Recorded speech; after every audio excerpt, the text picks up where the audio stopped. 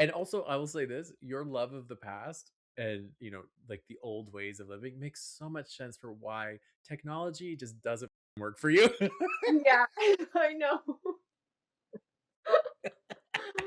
Oh, I know. It just come full circle now, Gio. Yeah.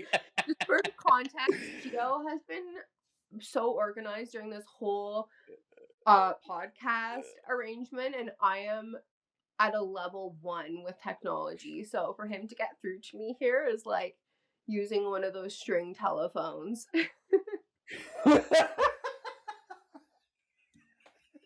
I'm the worst to get a hold of. I But applaud hey, we you, made it honestly. happen. Like, I have appreciation for your dedication.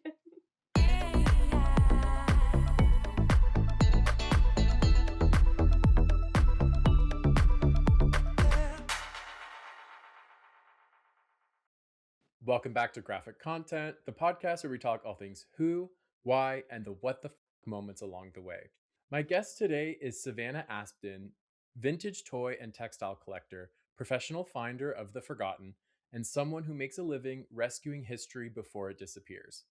Savannah's work lives at the intersection of nostalgia, heritage, and intuition, from antique toys that tell the story of childhood in Canada and the US to quilts and textiles that carry generations of women's voices stitched into them. What started as a childhood spent walking neighborhoods and yard sales with her grandfather has grown into a career built on memory, meaning, and deep respect for the past.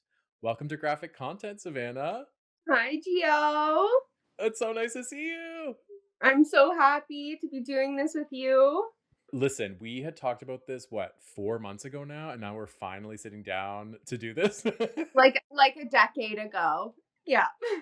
It feels like that, yeah. So, Yeah. how have you been? How's your 2026?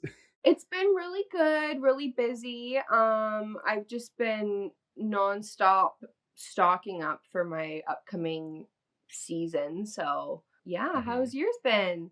It's been kind of fast and quick. I feel like the amount of, every time I mean, this is only the second season I'm doing so far, but anytime I like get back into production mode, I feel like my schedule just fills up even more because on top of work, on top of just life, I am now like producing and recording and editing and doing all this stuff. And so my schedule just gets like so full, but also, not to be cheesy, like so does my heart.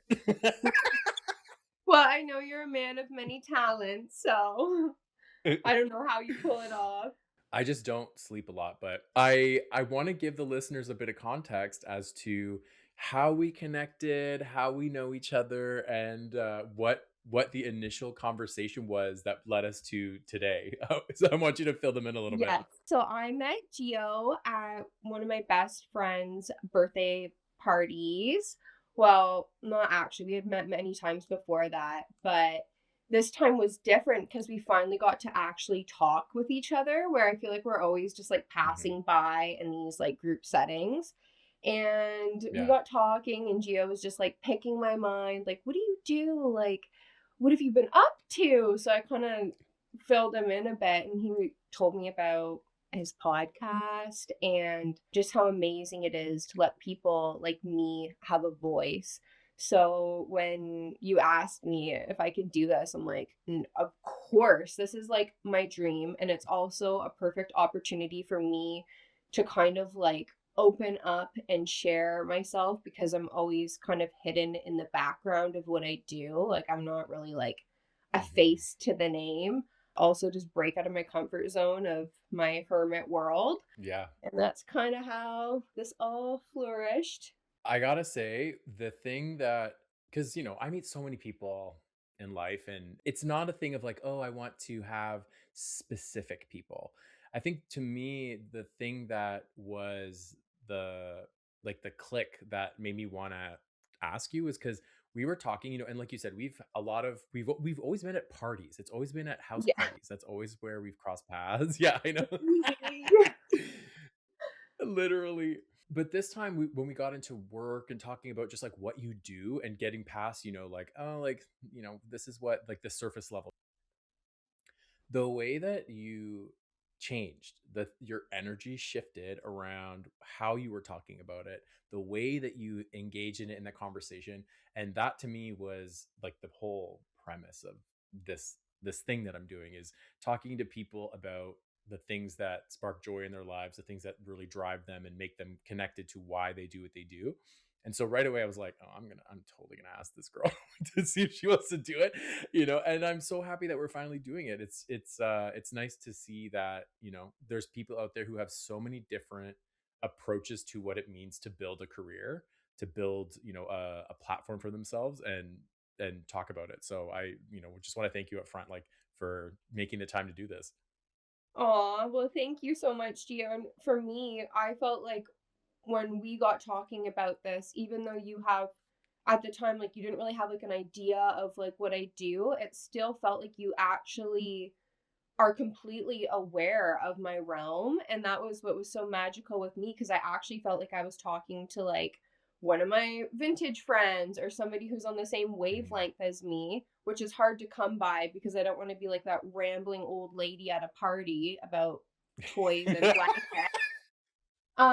So for me, that was like the really amazing part, because I'm like, wow, this guy like knows what's going on here. I want to go back a little bit because, we're talking about the present and where you're at, but I want to have you discuss a little bit about like how you got into what you do, and like the early days of that early inspiration of why it is that you are doing what you do. I never envisioned that this would be my life or what I'm doing as like a career.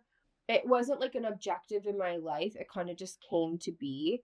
And there was like a bunch of Mm, pivoting moments in my life, I think, that led me to here. And that being number one, my parents have always been very creative. Like my mom is an artist, my dad upcycles a lot of things from salvage yards, like architectural design, stuff like that.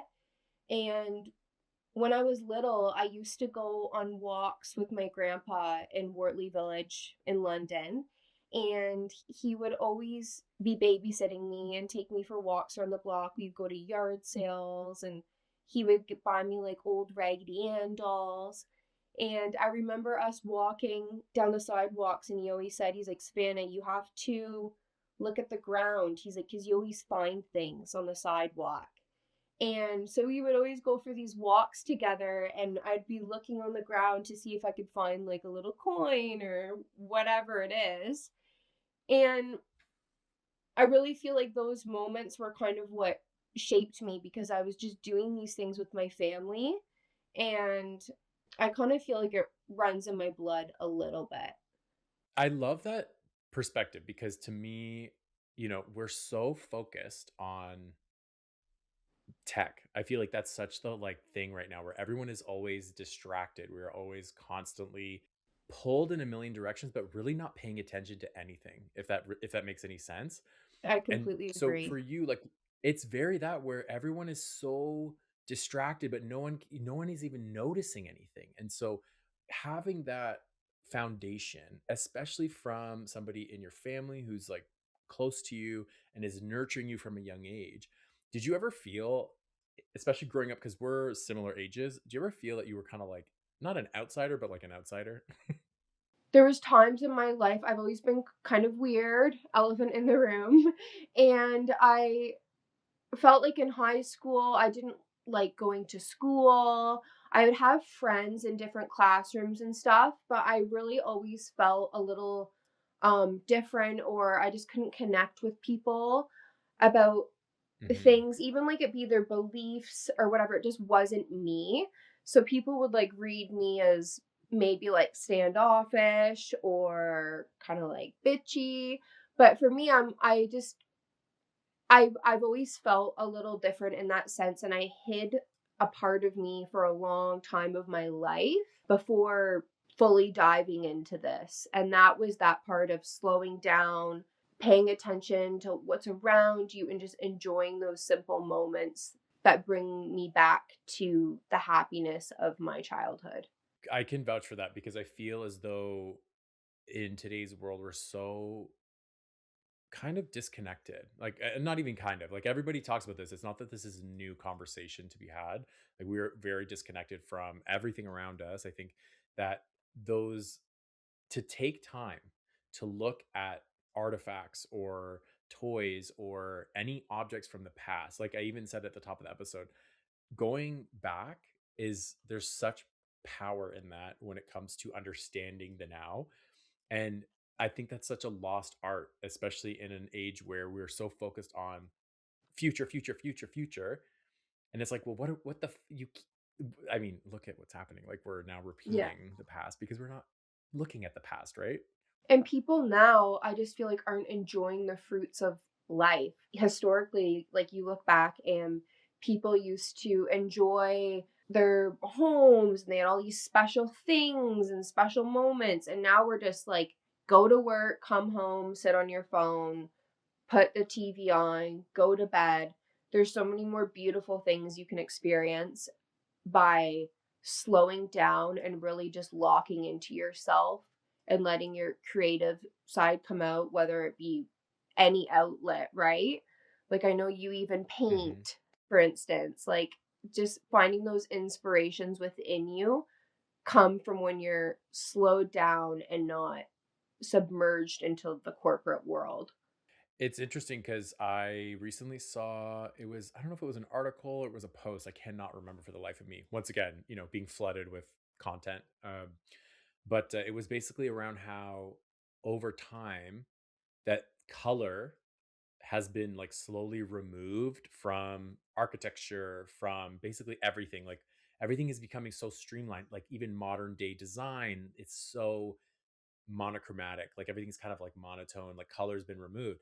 And so how have you looking at that and I mean it's truth, like at this point it's not made up, looking at that and then going back and a lot of the things that I've seen on your page, all the things that you sell, resell, it's like full of color. There's just so much life, even though it could look like it's from another time, but there's so much life to it. So like, what are your thoughts on that? I've always loved colorful things, but I feel like also when it comes to my, like, obviously all my vintage toys are like very like pastel-y and vibrant stuff like that. But when I would started posting on my Instagram, like sharing my collections and stuff, I wanted it almost to be like a visual escape for people who are living in those sad gray lives. So for me, Hmm. that's like what I would just like. I created my collection room and then I would take pictures because I'm like, this is my escape. What made me feel good Hmm. in times of looking at dreary architecture, the world during COVID, like everything. And then that kind of spans to when I'm my textiles.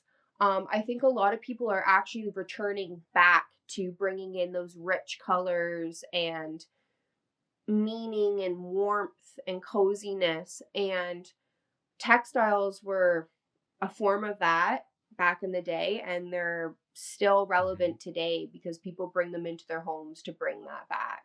So you said once that you acknowledge that once you acknowledge this as this is my job, this is what I'm going to be doing as my full-time gig, like everything started to flow towards you more easily, which I truly believe. Like that is a thing where the second you actually realize like what why am I here? What is a thing that I really connect with? Everything starts to like click much more easily.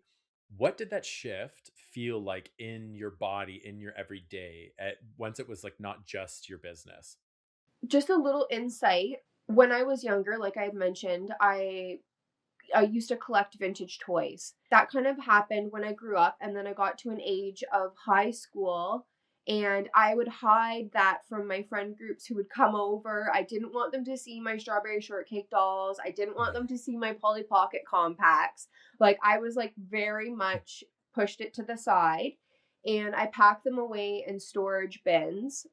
Fast forward to when COVID happened, I was going back to college. I was just taking a bunch of courses and things I was interested in, but I wasn't really necessarily like I didn't know my what I wanted to do and I didn't know how to pave my own path and I was really really broke. So I literally needed like money for parking at school. And I pulled out my old totes of my collection from high school that I hid away. I looked at them and the values on them had tripled from the time that I collected them when I was younger. And that's when I started selling them because everything was closed. It wasn't even like I could go get a job if I wanted to. And I started my little Etsy shop, and then my things were selling like this because people were all feeling like nostalgic, and they were sending me messages being like, thank you so much, like this just reunited me with my childhood, I'm just so happy to have this in my arms again. And then it started to make me feel good because I was like, wow, this is like actually more fulfilling, and I'm making good money Mhm. with it, and it's really accessible for me because I can just be home and do other things at the same time. So for me, it didn't even feel really like a job just because I enjoy doing it and I have a genuine interest in it. And it just brought me back to, like I said, like feeling like a little kid. Like it was what inspired me. And that's kind of when I Mhm. just kept doing it and snowballed it into what I do today. What is it about nostalgia that has so much power? Because you see in like media, pop culture, throwbacks, remakes, there's, artists that come back out of the, after being gone for so long.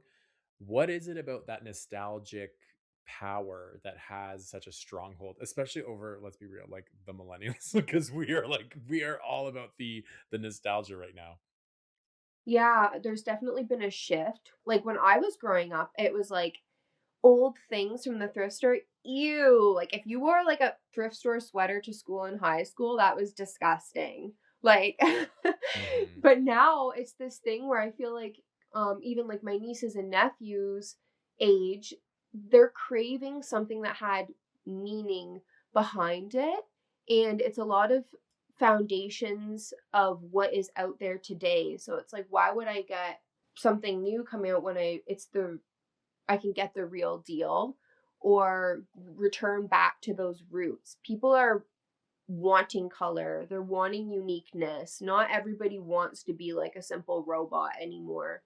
So I think it's all that, and then finding your own personal style and what's in your heart as a person is a big path to indulging in vintage, and even like you were saying, media, stuff like that. Those are all Mhm. great sources of inspiration for people. I love that people are returning to this right now. Oh, it's amazing. This was a couple years ago now. Tyler and I were at a like not a vintage shop. It was like a warehouse in, I think, Woodstock, and it had a ton of old furniture and artifacts and clothing and everything. Like there was all these different vendors. Yeah, I have friends there that are vendors, and I used to go there when I was younger because before they turned it into that, it used to be a place where they sold like dead stock garments because it used to be a factory. So they would have all these old Mm, like plain champion sweaters with nothing on them, but it's a really cool building. There's a lot of vendors there now mhm. too. Yeah. Tons. I think also, like, that whole thing about millennials being more minimalist because our parents were like maximalist. So Yeah. growing up and living on my own, I've been very like minimalist in what I have. And anyway, we were walking around and I saw this brass unicorn. And as a kid, I was obsessed with horses and unicorns. I loved, and that, going back to what you said about hiding things, like I would hide, especially being like a boy, not allowed to, be have like feminine interests. I would hide all of that stuff. And I saw, this was like 2 years ago, 3 years ago, and I saw this horse, this unicorn, and it's like medieval, the way, like, they have like the wisps of the hair on the legs and like that, that, like, yes, that old Yeah. school like tapestry type illustration. And I was like, I don't know, I don't need it, but I kept thinking about it. He's like, just why don't you grab it? And it was $30, like it was nothing. It wasn't even about price. And he's like, just grab it and bring it with you and like walk around with it. And like, if you don't want it, you can leave it. If not, take it.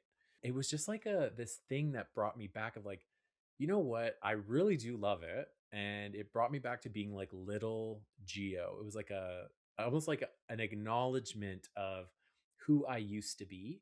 To this day, it sits in my living room. I see it every day, and I'm so thankful that I got it because, like I said, it's like a nod to this young Geo who just loved what he loved. Like, it wasn't now at the age of like 30 something. I'm like, I think I need to do more of that. And so I completely understand with what you're saying about, that these it's like bringing back feeling, like emotion. Yeah, and I feel like a lot of people have that mindset of like, I don't need it.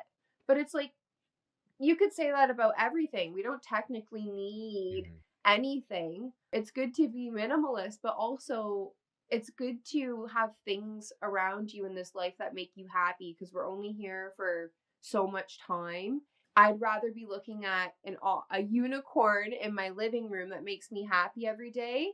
And then when my time is no longer here, giving it to somebody who would feel the same way about it. And that's the magic Mhm. within these items, right?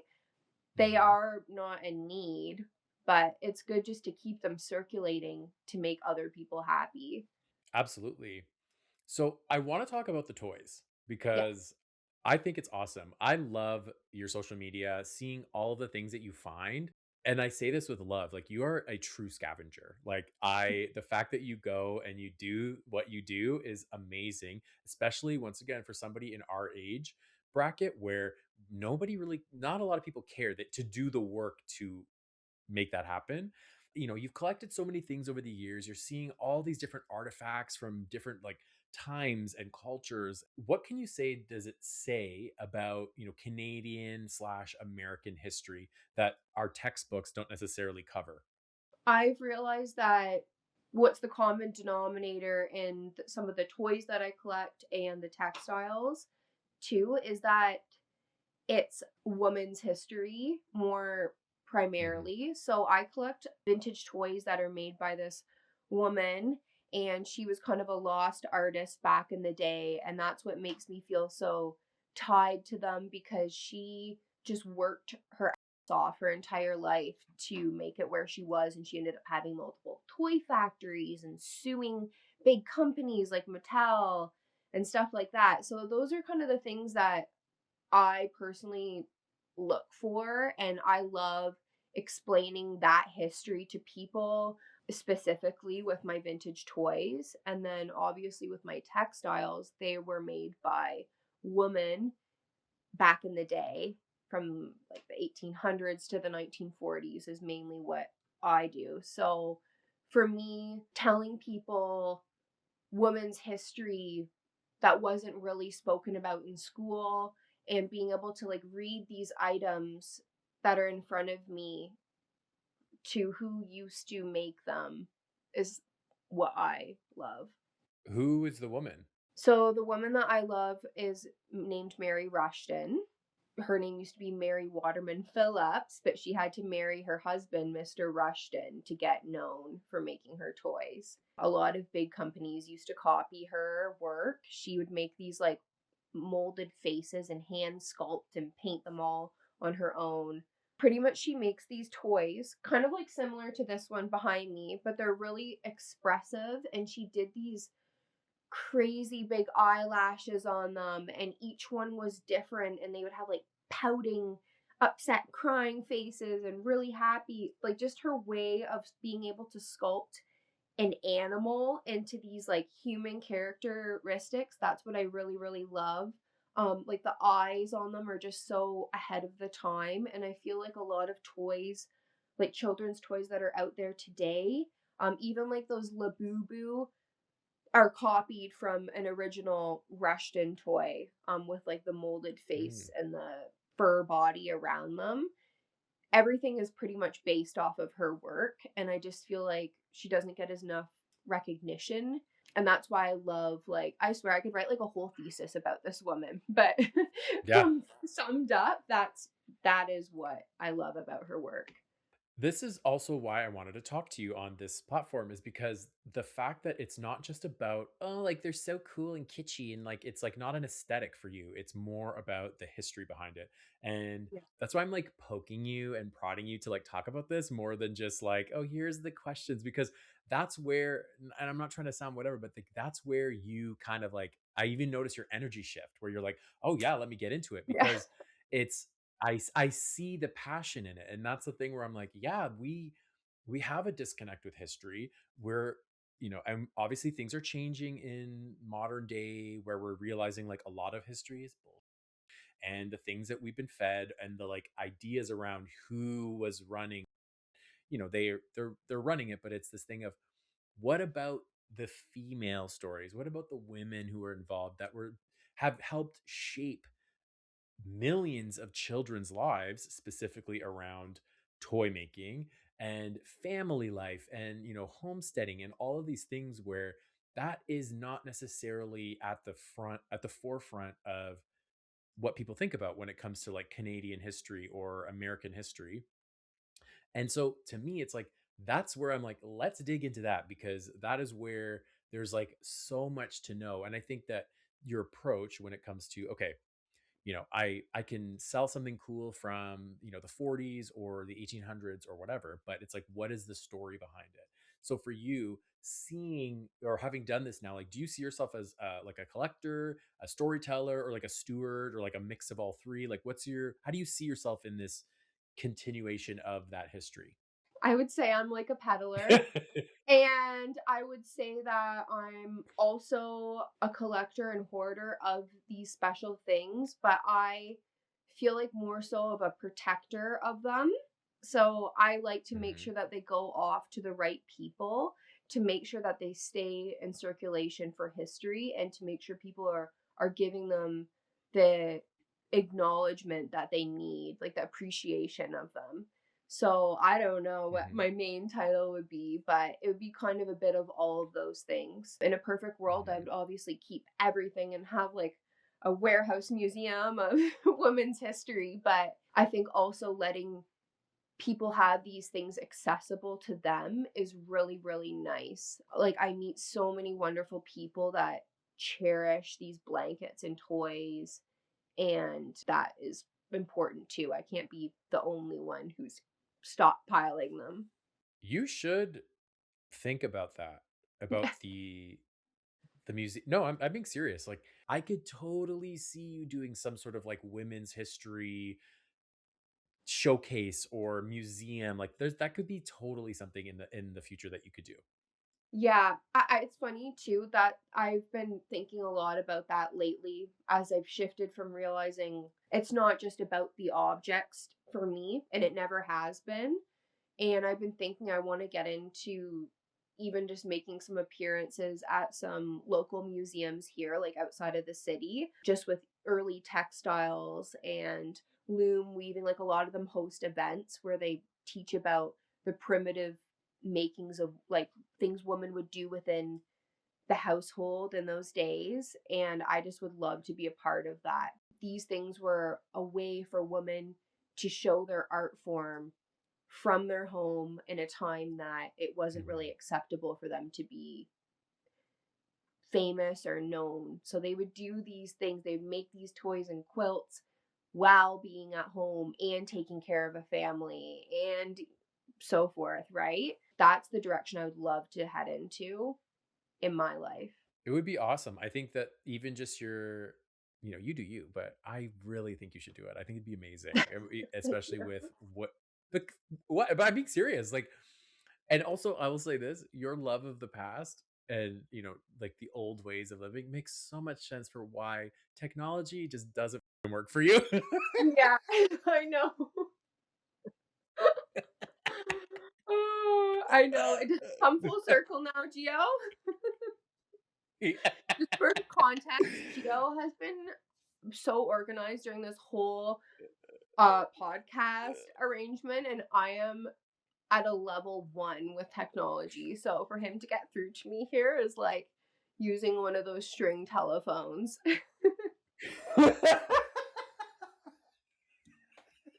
I'm the worst to get a hold of. I But applaud hey, we you, made it honestly, happen. like, I have appreciation for your dedication. Listen, I don't say things I don't mean. When I'm like, I wouldn't have asked you if I didn't mean it. Like, I'm not one of those like, Yeah, "Oh, yeah, like, let's do this," and then ghost you. Like, I think that's I'll never say anything I don't mean. Like, I'm not yeah. gonna be here and be like, "Yeah, like, let's talk and be friends," or whatever. Because if I don't mean it, why would I say it? And so, to me, when I said, I'm like, "I wanna have you on," I think because your business is so unique to who I've talked to already. I have a lot of business strategists and accountants, but then I also have like artists and creatives and all these different things. So to me, I was like, this is for me, it's like a get because it's a different perspective on how to create a life, around something that is unique to you. So, tech be damned, we're here. And being, like, unconventional too, and it's weird because even all the guests, like, all the podcasts that I've watched that you've done, I've connected to them in different ways, strangely enough, even though I'm complete opposite, like, totally different person, and it's made me realize there's so many common denominators, and it's important to talk to people who maybe aren't your average person you would want to interact with, because I would have never have known these people have so many magical words to sit like inspire me with, right? That's honestly why selfishly I do this is because, it's a way to help other people showcase themselves. But for me, every time I talk to somebody, I feel leaving like, oh my God, that was so amazing. Like they are doing such amazing things. It's because I think that every person at the end of the day, we all have the same through line, which is like, we all want to connect with one another. We all want to be able to carve out a path that feels authentic to ourselves. And at the same time, we're all human. That's the thing that brings us together. And so, Yeah. you know, I hear what you're saying, right? This is exactly the Yeah. purpose of this. So thank you. It makes me feel like I'm doing what I meant to do. Well, and even like when we got talking that night, like we were saying, not to keep going back to this, but it was like immediately we started talking, like a spark was hit off. And I'm like, I miss that side of me that gets to talk to people about stuff beyond the realms of surface talk. Like, I think now with people being so locked into their phones, so if you don't really get to those good conversations with people that leave you feeling recharged. I know I always have interactions with people that make me feel drained at the end of it. I'm like, oh, I Mhm. need to go home, like be with my cat and my stuff around me. Like, but when I talked to you that night, I was like, oh my gosh, I'm so excited to do this. And I love meeting special people that have the patience and just like the genuine care to really get to know other people in a time where people are too fast paced to do this. So I agree. Thank you. Thank you. That's really nice. And I feel you. I think that as I'm going through we're all going through this weird time. Like, but for me, like I can speak for myself, I'm realizing specifically through the podcast, through my work in branding and how I help people in their businesses, the thing that is connecting me the most with people right now, especially during this time of like disconnection, is my approach and is like I am engaging. I do love to talk to people. I am curious and I love if people have a spark in them that makes them excited, I get excited and I can help people bring that out whether it's working on their branding or working or interviewing them, and talking to them here. And so that I feel like in this world of like crazy that's the thing that is helping me get through this and is like really I'm driving it home in a way that is allowing me to like ride the wave because people are craving that connection. People are craving that thing of this weird dark cloud that is like being forced down our throats of like fear and separation and division and like scarcity and all of the that it's being thrown at us. It's like reassuring that like we can connect and we do exist, like you, me, etc. Like we do exist in the noise. And so yeah, that's my one, like that's my thing. I'm like, okay, now's my time to shine. Yeah, and I think, like, also for you, it's your gift that you're able to stay grounded and see all of these different sides of things and be able to highlight the importance of things that matter in life with all of these people, right? by being able to acknowledge the spark within people and the uniqueness, that really I feel like is your gift and why I love you so much and talking to you. Because it's just really special to come by and it's inspiring. You're too sweet. That's very nice of you, but thank you. So, okay, I'm gonna switch up the energy a little bit because Yeah. I love that, but You get I can so only take so much of it. deep. We can cut like a knife. I love it though. Yeah. So, a big part of this podcast is I love to talk to people about, because as we're carving out our own paths, these like what the moments that we come up against because we all have them, especially when we're trying to do our own thing. And so I remember one of the things that we had talked about was, you've had a few of these what the moments that have happened, but I want to talk specifically around like the Canada Post strike and the tariffs and all that because as somebody who is like a small business who's operating in the way that you do, like what did that moment threaten for you in your life? Like whether it was emotionally, practically within you or the business? I feel like that moment threatened my comfortability. I have a little boy who I've always been working from home with him since I've had my businesses. And as soon as that Canada Post strike happened, it just felt like the rug got pulled from under me. Like, not only did I Mhm. have to find different shipping couriers and find all these things that I don't understand because I'm not techie, it was a huge mountain for me because people, it deterred them from buying stuff, right? And it really Mhm. pushed me out of my comfort zone because I had to start looking at different avenues to keep making money and being able to do this. So that was like the first hurdle. I had to start selling more in person, more locally. I do markets now. Like I'm planning to do markets again this summer. We can get more into that later, but that was kind of the first time the rug got pulled from under me because I had this good momentum going where I was like posting stuff, packing stuff, shipping it out. Like it was just I've been in that for so long. But it also was very humbling because it made me realize, wow, I've gotten like a little too comfortable with the ease of this and there is other things, other avenues out there for me to continue doing this. So it was like the Canada Post strike happened twice. Then there was the tariffs that are still ongoing. This entire past year has just been nonstop. And there's been so many times where I'm just about to throw in the towel because I'm like, is this even worth it for me? Like, I'm spending all my days sourcing and putting all my money into inventory. And then it's so hard to even get these sales. And then I have to lower my prices on top of it so people can afford to get these things. You know what I mean? Like, there's all these things that come with it.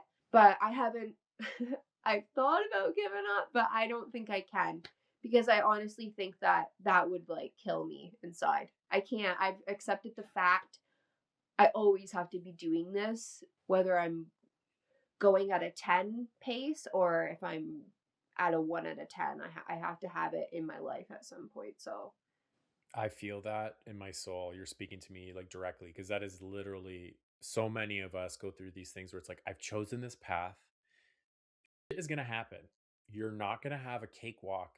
Of course, we talked about, when you align with what's right for you, things start to come a little more easily. But that doesn't mean that you're just going to have a walk through to being a multimillionaire. Like, that's just not facts. yeah. But it's like you come up against these moments where I feel like life, the universe, whatever you want to call it, like tests you to be like, we're going to make sure you really want to do this because I've had moments where I've been like, I thought about going back to school to be a teacher. What the like was I thinking? Like that is so crazy. I don't like being around children. Like why would I want to be it was like I don't a lapse in judgment. Yeah.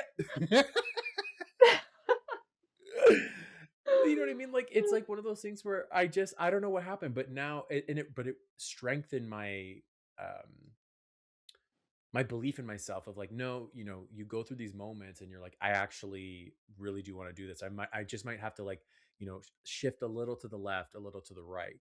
And with what you're saying, I'll say this.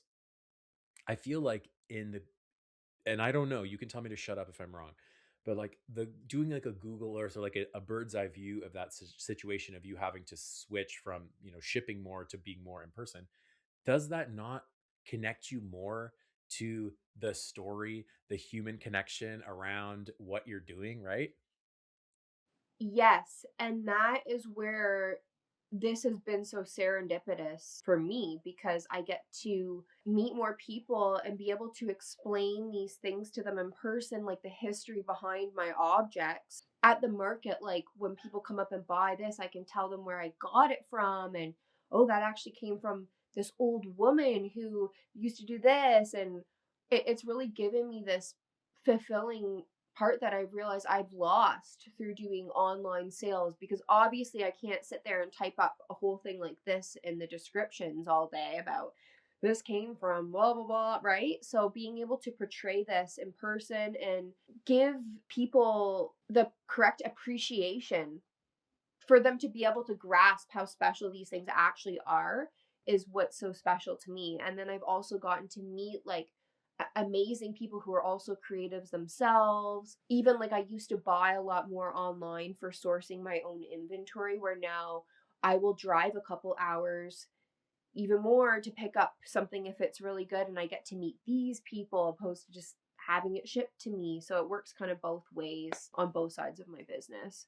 Once again, I think when people can see the passion behind it and feel it in person, it's a different energy, right? Which is once Yeah. again going back to why we're here in the first place today talking about this, is because, that's what I saw. I was like, this human really loves what they're doing. And that to me, in a world where people are so like no one gives it anymore and they're so disconnected, like whatever, like no, to me that's something that is special to me because it's not frequent that you get that in social settings where people, you go to a market and it's like, oh, everyone's trying to hawk.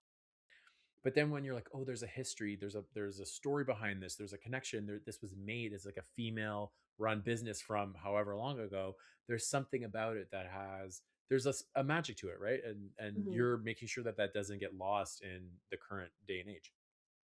And for me, just funny thing is, the other day I was at a recycling plant, and if those of you who don't know, it's pretty much just like scavenger resellers who are. It's very competitive because these things are becoming really, really hard to obtain now.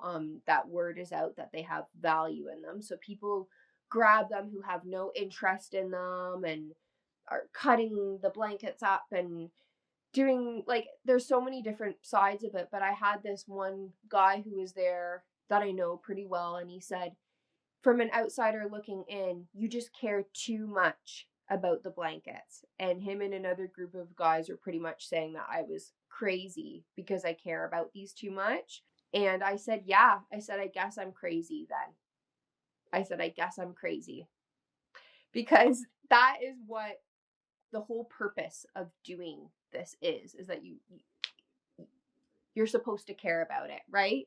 Yeah, there's hurdles and like obstacles, I would say, in every single aspect of doing this, but I am crazy and proud about it. So, Those people don't have an understanding of what your approach is and like who the are they like yeah, it's some random group of dudes. To me, that if anything, that should, and I'm not trying to tell you how to feel, but that should like it should strengthen yeah, your feeling and like I am doing the right thing because I do have a connection to this, and that is the point, right? We're not yeah, here just to sell to make money.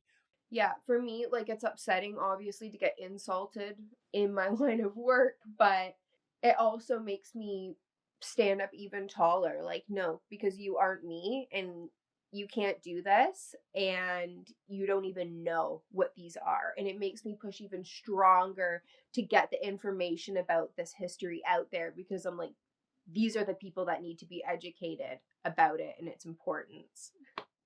In moments like that where it's almost like your genuine love and authenticity is being like tested, how like what does that look like for you, and like how does that feel when you're going through that, because that can be, it can throw you off.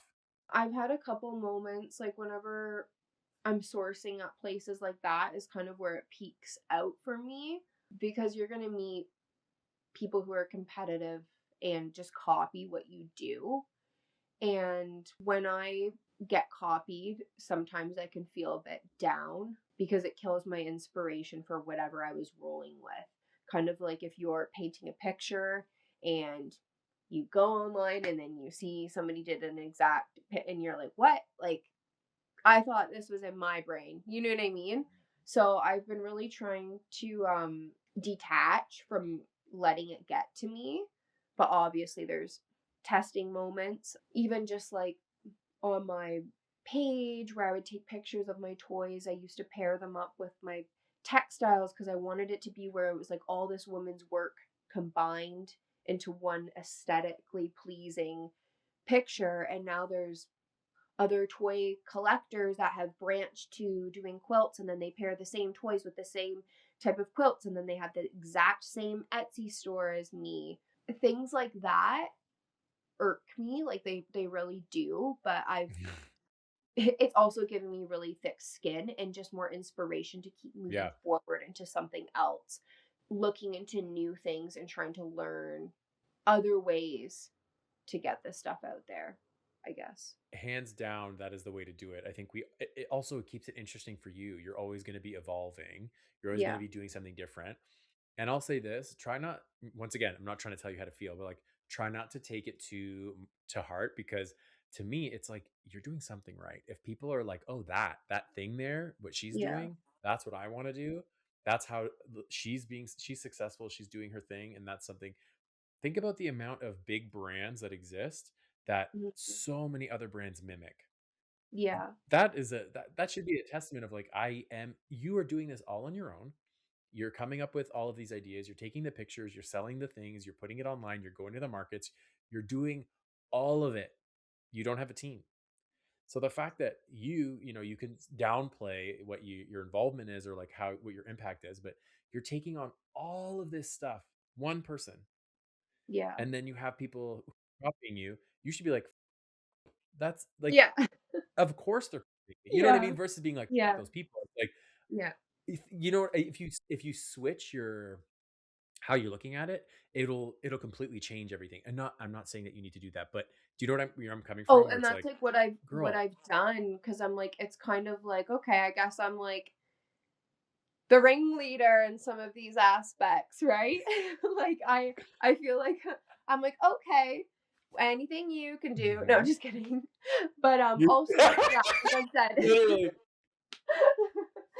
Also, like I've said, I just it makes me realize sometimes I need to take a step away and return back to like my mhm, hermit life of just playing around in my living room and have the music on and pairing stuff up and taking pictures of it because that's like my art form side of what I do. There's so many, like you said, mhm. different sides. That is what I need to do to regroup myself and Yeah. stay focused on my What objective.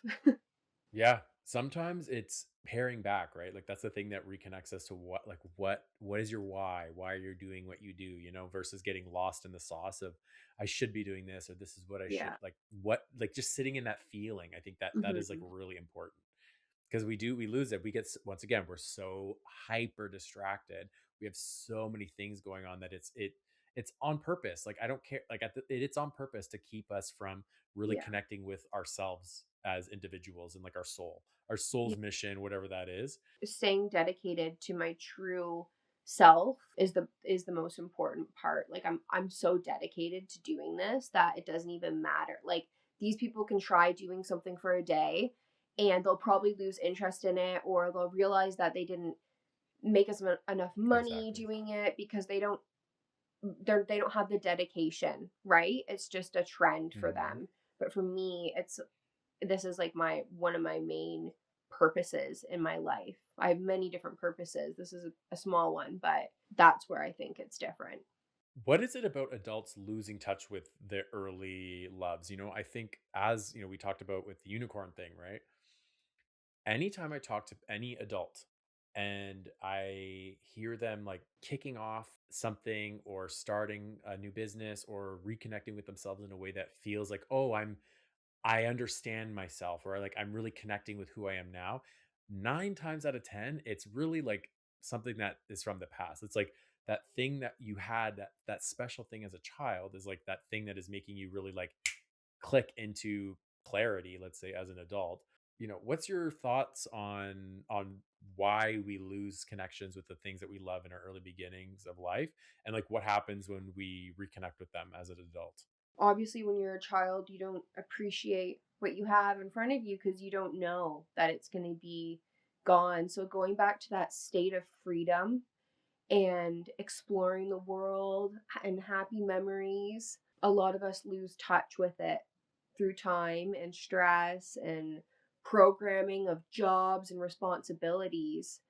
And I think if you are able to channel that inner child within you or things that make you happy, that is what brings you back to feeling good. And it's not even just like a hobby, it's more of a state of being. When I'm doing things that made me happy when I was younger, so for instance, I sew a lot too. When I'm sewing, I get like so immersed into it where I'm just like, this is my calming activity. This is Mhm. what makes me happy. I just feel at ease. When I don't do these things that make me happy when I was younger, that's when I start to like head towards a crash out.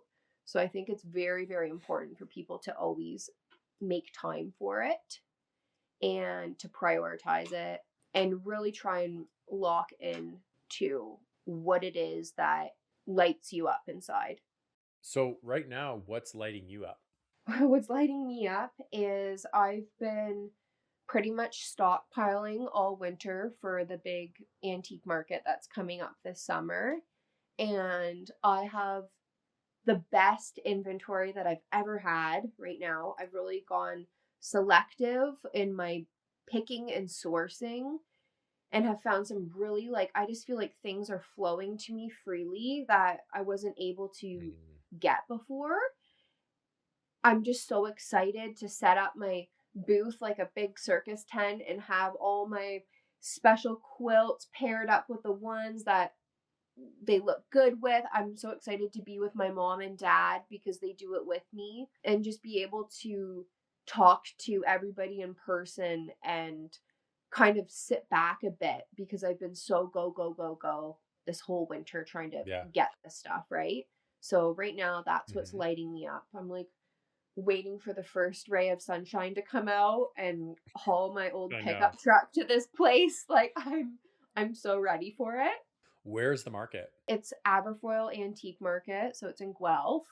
It's kind of like in Hmm. GTA area if you're from around here. So it's nice. It's outside. There's like vendors. They have little like food trucks and stuff. And I've gone there since I was younger with my parents. And last year was my first year vending there. I got my foot in the door somehow. And it was almost like my lifelong dream to be a vendor there. So I just feel really, really Yeah. grateful to have like made the connection with the owner of it and be able to have a space there. So yeah, I'm really excited this year. And now kind of too, since I have like last year's experience with it, I kind of know the people passing through there a bit more now, what more to bring, maybe what less to bring. There's all these like logistics and figuring it out. So very excited. That is so on brand for you. You're like selling your you're selling at the market that is a throwback to your youth. Like the like Yeah, layers of it, just it makes so much sense. it's a very special place. Like we talked about before, it gets me offline. I don't have to be fidgeting with my Yeah. phone and laptop. I don't have to be on my like any of that. It's just go there on the Hmm. weekend, take it easy during the week. Way more Hmm. suited to me. So as you're moving forward and your business is progressing and you're moving toward you're planning for the markets and potentially like a permanent antique space, like what kind of life are you trying to build for yourself, like outside of just the business? I am trying to build a life where I have the maximum free time. I know all these people like aspire to work, hustle more, like get that, do all these things. I want to have more free time to spend with my son. I want to have more free time to be able to write something on Canadian history and the vanishings of the farms and homesteads where women would do these crafts. Like, I really want to be able to have time to dig into that, put something out there. That is my objective. I've been realizing a lot lately with my line of work. I'm always so go, go, go in the tasking because I'm like a one woman show. So if I could Mhm. have something that's sustainable, that's not so up and down and all around, I think I would feel a lot better being able to explore these interests of mine, having the time without feeling rushed and just looking around. Like I love like going in abandoned houses and looking at old photographs. I love all that stuff, and I just feel like I don't get to do it enough because I'm always working. Yeah, I feel that so much where it's like, how do we make enough? Because we have to, like, be real, we live in the system that we have to make money. But how do we make enough where we can actually take that time, to pause and to be observant, right? And to not constantly be absorbing versus just like existing. I think that there's a big difference in that. And it's those moments, it's those times where I feel like I've become more connected to my path, what I'm doing, myself, etc.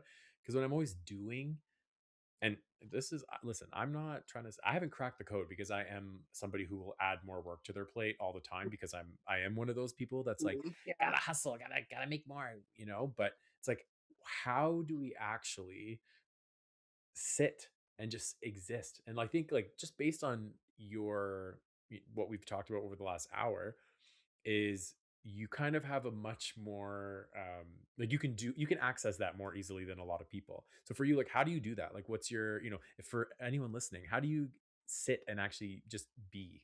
In our age group, it's really hard to make a life for yourself where you can sit back because we are like in our 30s Hmm. where are at that pivoting point where we have to be like go go go go go in order to enjoy the fruits later on. So I think like Yeah. it's good to focus on the future and set yourself up for that, but also enjoy the moment and be able to allocate time for yourself every single week, like to bring you back to your child. That's where when you were younger, you weren't thinking about the future constantly, right?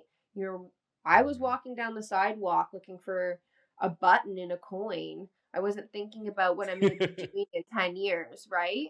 So I think for me, just enjoying the moment is the most important part.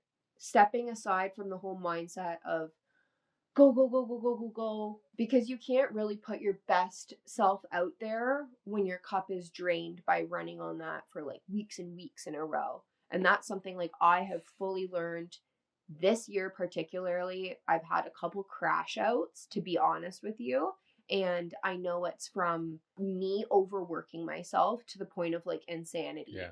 So that's Hmm. my number one thing I would say. Enjoy the moment. Yeah, and it's hard because our brains are filled with so much. And in 2026, as the world is literally falling apart around us, Mhm. I feel like and I've now said this repeatedly over the last few episodes that I've recorded, is that there is and you can feel it. There's like a shift or a split happening with people, where there's people who are like sticking to the old, this like really negative, dark, like what I said before, like this way of thinking where it's like they're controlled, they are being, pulled into this direction of like, this is what reality is and we just have to deal with it. But then there's the other half of people, like, we're like, I'm over this. I'm done Yeah. with this bullshit. I don't need to follow and be told and be afraid and be told to be afraid. Don't get me wrong, like, I know I still have to play the game to an extent because it still exists. It hasn't completely fallen apart. But at the same time, I'm like, okay, how do we like game the system? How do we do this in a way that is actually like not making me want to jump off a bridge because I am always just thinking about paying taxes and my bills? Like, this is crazy. And like, how do I connect with like we talked about superpowers or your unique skill to game the system and kind of like ride the wave in a way that feels comfortable to you? And I think you are definitely, even though, we all come up against, you are definitely one of those people that's like, I'm going to do things my way. And I have mad respect for that. I just love the fact that you're like, you know what? The system, I'm doing my own thing. in a time you gave me this word and I keep saying it. It is so retro to be submerging yourself with negative energy through your phone and media consumption. That is so I can't do that anymore personally. I think it's good to be aware of things going on. Obviously, don't be hiding under a rock, but being able to highlight Mhm, those joys in life is really how mhm, everybody is going to overcome this collectively, like with the shift you're talking about. I think more people are totally realizing that let's like push all this crap out and just focus on our own friends and community and like making life within our own worlds. That is the shift that I think even like millennials are making. They're returning back to vintage. Everybody's craving this like nostalgic freedom. And I think we've all just had mhm. enough of what's been going on, and that's why it's so important to keep focusing on those things that make us human and talking to each other and lighting life. And I think everybody is over the corporate ladder thing. Too 100%. retro, You couldn't have Geo. said it better. It's so retro. To me, it's like It's so the old retro. world. It Yeah. is like this way of living. I'm like, who the like enough, enough. It's so stupid. It I doesn't don't help us in even any way other entertain than it. I don't even entertain it. And I think for people, maybe mm-mm, people would take that as like ignorant or whatever. It's like that's a you problem then. Like if you know what I mean? If you want to talk negative stuff and I'm not participating, mhm.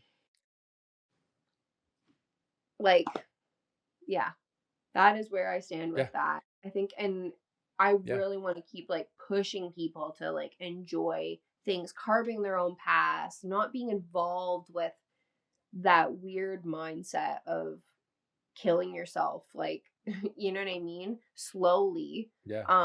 by living Mhm. lives that are unfulfilling to you. Oh, it's so the thing right now where, I think where what you're saying is it's like you're cognizant of what's going on. You're not ignoring it, but you're also not attached to it. I think that Yeah. that's the biggest thing where if you detach from that reality, you can and not be affected by it so much. We're like sometimes I'm like is all these people want to talk about our politics and the war and all these things. I'm like, you are literally, these are the people that, if you're going to go through if you're talking about the matrix, they are the ones that they believe like what is on their birth certificate. Like, this is who I am. And it's like, Hmm. you're lost in the sauce. Like you're already, those are the people, they're the NPCs basically is what I'm trying to say. Yeah.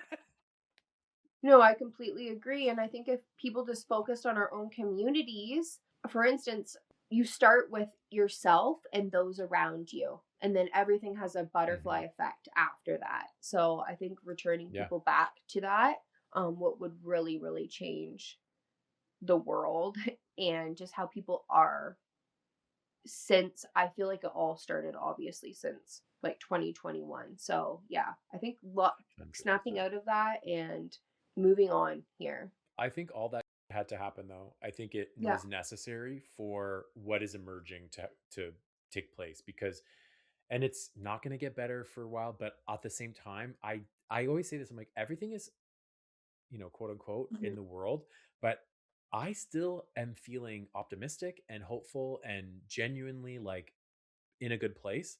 To Yeah. me, some people could look at you and be like, "What's wrong with you?" It's like, actually, this is the result. This is the Yeah. side effect of this because I'm not letting it get to me where I'm like, Yeah. everything is. I'm like, you know what I mean? A lot of people are like, "Oh, we're doomed." And I'm like, I actually don't feel like that. I feel like a lot of the younger generations are way more aware of things and way cooler than even we were. I don't have that like dreadful hope of the world is doomed because of ABC.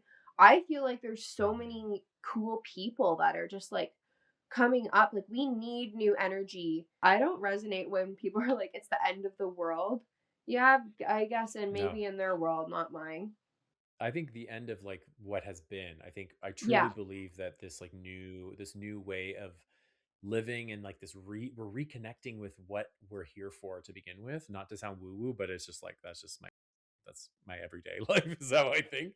And that's like, you said for you, like to not hide parts of yourself and to just like, this is who I am. This is, I'm owning it. And like, you're speaking on it of who you are, what you do. I think a big part of it for me, especially through this process, is being like, not being afraid to sound woo woo, because in my everyday, that's how I just think of life. I approach everything like that for the most part. And so coming on it in this way where it's like recorded and put out to the world, I'm like, you know what? It is like such a big part of me. I'm not going to be afraid of it. And it Mhm. really is proving to, it's doing good for me. So it's like at the end of the day, just own it. Just be you. Yeah. No, I agree, and not caring how you come off. Like, even when I had that Mhm. reality check at the recycling plant where somebody said I'm crazy, and I went, "Yeah, like I am. I'm like we all have our things, and I guess we're all Yeah. like this is what makes life is all different people, different walks, and being able to get into these conversations with people. So maybe if you have to be a little bit woo woo to get into them, it's worth it Mhm. because like look what's happening, right? We need these Yeah. conversations. Yeah. If everybody's too scared to talk or worried what people will think, they'll never surface and everybody will just stay quiet. So, Part of my whole thing on this show is like I talk about the what the moments, all the the ups and downs, whatever. I work in branding, and this is a big part of my world. So we talked about many things that you do your whole life, basically from start to today. What would you say is the most on brand thing about Savannah? I would say that there is perfection in the imperfection. That is like how I move through life. I love like imperfect things. That is on brand for me, for sure. People say that a lot, but I believe 100% the perfect bullshit, especially now where this veneer of the world we live in is like fully cracking. We're like, Mhm. ugh, like who cares about all this? That to me is the thing that's going to bring us into this new era of why why humanity is what it is, right? There's no like perfect idea of a perfect career and a perfect life and a perfect thing, and finding the beauty in your daily life within these imperfect scenarios or whatever state you're in, that is what is going to fulfill you, is just being able to appreciate what you have. And that's why I think that there's perfection in the imperfection. You can't be so focused on having this shiny gold bucket at the end of the rainbow. You have to enjoy Mhm. the journey that gets you there. Savannah, I'm so glad that we finally did this. Like, it means so much that you took the time to a figure out your technology to get to this point, because I know you hate that. Yeah. But like genuinely, like I really thank you for doing this. Like I'm so happy that you are now officially part of the graphic content family. I'm just so happy that you got the nerve to sit here and talk to me, and because I know you don't really love doing that, so thank you. Thank you so much, GL, for giving me the opportunity to share my voice and be able to talk about all my old lady interests with you. I'm so I thankful. love I it. needed to do this, and I appreciate your patience with probably having to edit out 5,000 bloopers from my scatterbrain. I'm so happy we got to do this finally. So, to anybody listening who would love to reach out to you, see what you have, contact you online, like where can they find you? I guess my Instagram would be the best place. I have two Instagrams. One is Old Soul Vintage Toys, and the other one is Rickety Pickety. And that's the one where I have most of my textiles and clothing and stuff like that. Those are my two babies. And I'll link those in the show notes. So once this goes out, everyone will be able to just click easily to it. And when are you doing the market in Guelph? Because I actually was thinking of like, I might, because at this Oh, point, my episodes will go out into the summer. And so I want to yeah. time it so that it's like the same week as your market. So that way this could be promoted and then it could help potentially bring more Oh, people. thank you. My market, it starts in April, but the big weekend that most people go to is on June 6th, I believe. If you could talk about just quickly where is the market so that if people can go and find you in person, like I want them to come see you on June 6th or during that time. Yeah, so the Aberfoyle market is right off the highway, so it's, like, right in between London and Toronto, like, it's, like, GTA area, and it's in I think it's called, like, Lynch. It's right by Guelph. It's, like, the second exit, and it's just Okay. called Aberfoyle Antique Market.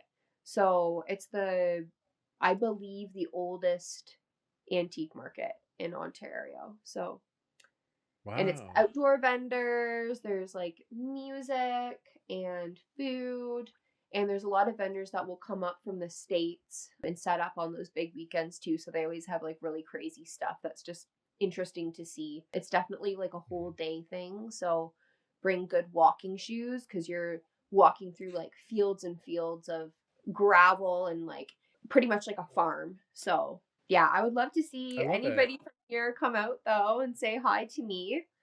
I hope everybody goes to see you, and we'll, like I said, I'll time this to come out that week. And to anybody listening who wants to get in touch with me, you can find the podcast we're on YouTube at Geographic, we're TikTok, Instagram, all of the streaming platforms. Please subscribe, leave a comment. I'm still new, so it would help my algorithm. Savannah, I want to thank you once again for being part of the show, and we'll talk soon. Thank Bye. you. Bye, Gio.